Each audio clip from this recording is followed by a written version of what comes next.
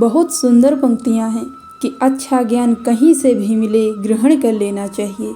नमस्कार दोस्तों, मेरा नाम सुशीला राजपूत है और मैं लेकर आई हूँ आपके लिए एक प्रेरक कहानी। आज की कहानी है 3 गुरु, चोर, कुत्ता और छोटा बच्चा। तो चलिए सुनते हैं आज की कहानी। बहुत समय पहले की बात है कि किसी नगर में एक बेहद प्रभावशाली महंत रहते थे। उनके पास शिक्षा लेने हेतु दूर दूर से शिष्य आते थे। एक दिन एक शिष्य ने महंत से सवाल किया, स्वामी जी, आपके गुरु कौन हैं? आपने किस गुरु से शिक्षा प्राप्त की है? महंत शिष्य का सवाल सुन मुस्कुराए और बोले, मेरे हजारों गुरु हैं। यदि मैं उनके नाम गिनाने बैठ जाऊं तो शायद महीनों लग जाएं, लेकिन फिर भी मैं अपने 3 गुरुओं के बारे में तुम्हें ज़रूर बताऊंगा। मेरा पहला गुरु था एक चोर। एक बार मैं रास्ता भटक गया था और जब दूर किसी गांव में पहुंचा तो बहुत देर हो गई थी।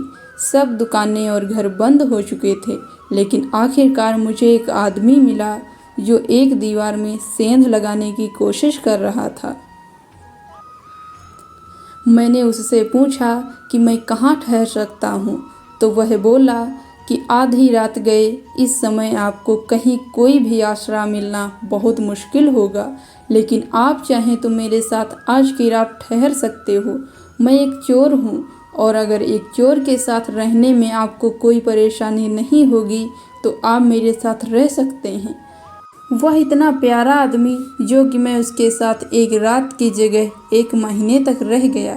वह हर रात मुझे कहता कि अब मैं अपने काम पर जाता हूँ, आप आराम करो और प्रार्थना करो। जब वह काम से आता तो मैं उससे पूछता कि कुछ मिला तुम्हें? तो वह कहता कि आज तो कुछ नहीं मिला, पर अगर भगवान ने चाहा तो जल्द ही कुछ ज़रूर मिलेगा।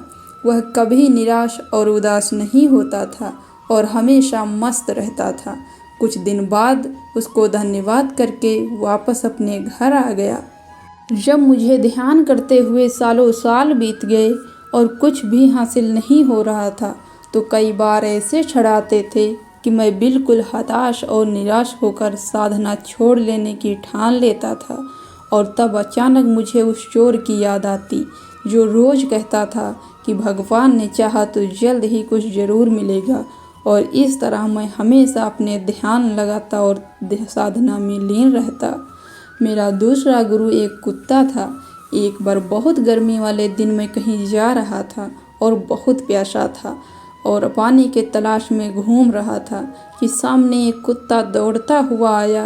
वह भी बहुत प्यासा था। पास ही एक नदी थी। उस कुत्ते ने आगे जाकर नदी में झांका तो उसे एक और कुत्ता पानी में नजर आया जो कि उसकी अपनी ही परछाई थी।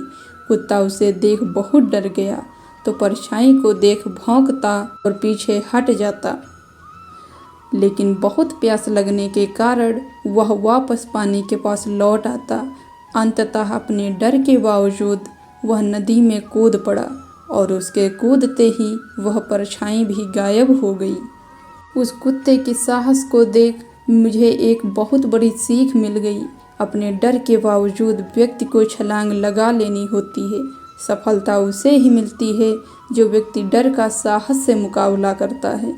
मेरा तीसरा गुरु एक छोटा बच्चा है। मैं एक गांव से गुजर रहा था कि मैंने देखा एक छोटा बच्चा एक जलती हुई मोमबत्ती ले जा रहा था। वह पास के किसी मंदिर में मोमबत्ती रखने जा रहा था।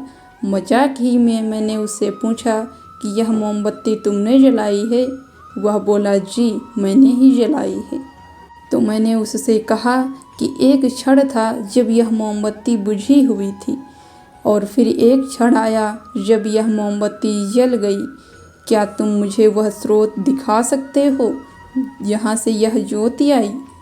वह बच्चा हंसा और मोमबत्ती को फूंक मारकर बुझाते हुए बोला, अब आपने ज्योति को जाते हुए देखा है, कहाँ गई वह? आप ही मुझे बताइए। मेरा अहंकार चकनाचूर हो गया। मेरा ज्ञान जाता रहा और उस क्षण मुझे अपनी ही मूढ़ता का एहसास हुआ। तब से मैंने कोरे ज्ञान से हाथ धो लिए। शिष्य होने का अर्थ क्या है? शिष्य होने का अर्थ है पूरे अस्तित्व के प्रति खुले होना, हर समय हर ओर से सीखने को तैयार रहना, कभी किसी की बात को बुरा नहीं मानना चाहिए। किसी भी इंसान की कही हुई बात को ठंडे दिमाग से एकांत में बैठकर सोचना चाहिए कि उसने क्या क्या कहा और क्यों कहा, तब उसकी कही बातों में अपनी की हुई गलतियों को समझें और अपनी कमियों को दूर करें। जीवन का हर क्षण हमें कुछ न कुछ सीखने का मौका देता है। हमें जीवन में हमेशा एक शिष्य बनकर अच्छी बातों को सीखते रहना चाहिए। यह जीवन हमें आए दिन किसी न किसी रूप में किसी गुरु से मिलाता रहता है। यह हम पर निर्भर करता है कि क्या हम उस महंत की तरह एक शिष्य बनकर उस गुरु से मिलने वाली शिक्षा का ग्रहण कर पा रहे हैं कि नहीं। दोस्तों, अगर आपको कहानी अच्छी लगी हो तो वीडियो को लाइक कीजिए, दोस्तों के साथ शेयर कीजिए और ऐसे ही वीडियोज़ देखने के लिए हमारे चैनल को सब्सक्राइब कीजिए। हम मिलेंगे आपको ऐसी नई कहानी के साथ। धन्यवाद।